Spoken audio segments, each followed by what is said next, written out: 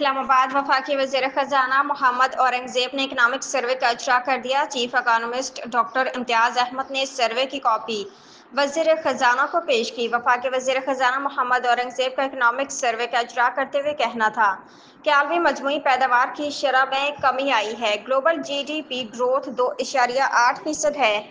ملکی مجموعی پیداوار میں اضافہ ریکارڈ کیا گیا۔ جی ڈی پی میں اضافہ معاشی ترقی کی علامت ہے، جبکہ افراط زر میں ریکارڈ کمی ہوئی ہے۔ اسلام آباد وزیر اعظم شہباز شریف نے عید ڈپلومیسی کے تحت مختلف ملکوں کے سربراہوں سے رابطے کی۔ انہوں نے عید الاضحیٰ کی مبارکباد دی۔ وزیر اعظم شہباز شریف نے ایرانی صدر مسعود پزشکیان کو فون کیا اور سپریم لیڈر آیت اللہ علی خامنائی کے لیے نیک خواہشات کا اظہار کیا۔ انہوں نے کویت کے ولی عہد شیخ صباح الخالد کو ٹیلی فون کیا۔ کویت کے ولی عہد نے شہباز شریف کے دورہ پاکستان کی دعوت قبول کر لی۔ واشنگٹن امریکی صدر ڈونلڈ ٹرمپ نے اپنے سابق مشیر ایلون مسک کو اپوزیشن جماعت ڈیموکریٹس کو فنڈز دینے سے قبل خبردار کر دیا۔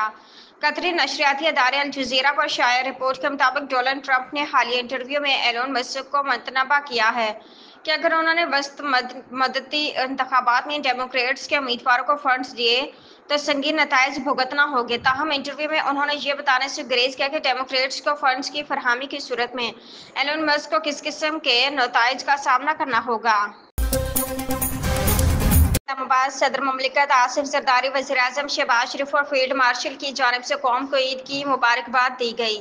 ملک بھر میں آج عید الاضحیٰ روایتی مذہبی جوش و خروش کے ساتھ منائی جا رہی ہے۔ اس موقع پر اپنے پیغام میں صدر آصف علی زرداری نے کہا کہ عید قربان کا دن ہمیں اللہ کی رضا کے لیے قربانی کی ترغیب دیتا ہے۔